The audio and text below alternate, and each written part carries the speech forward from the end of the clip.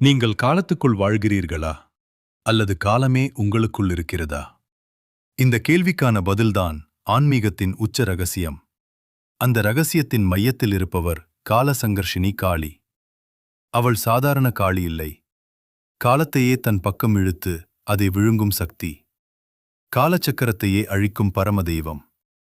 மற்ற எல்லா காளி ரூபங்களும் காலத்துக்குள் செயல்படுகின்றன.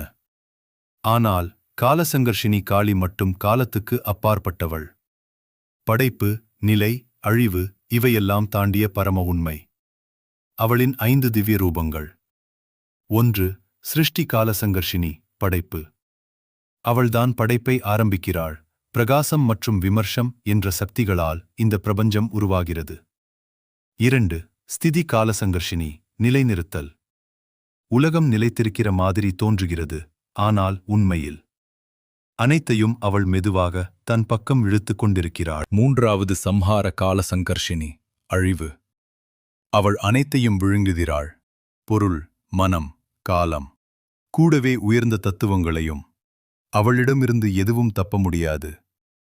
4. அநாக்கியா காலசங்கர்ஷினி, மகாசூன்யம். அனைத்தும் அழிந்த பிறகு எதுவும் இல்லாத அந்த நிலை மகாசூன்யம்.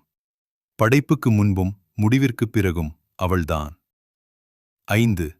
பாசா காலசங்கர்ஷினி, பரம மொழி. அவள்தான் அந்த ஒரே உண்மையான ஒளி.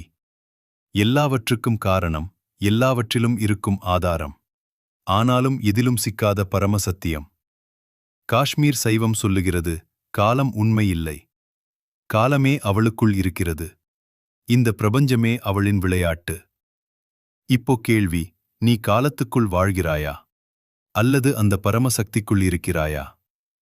உண்மையை உணர்ந்தால் நீயும் காலத்துக்கு அப்பாற்பட்டவன்தான்.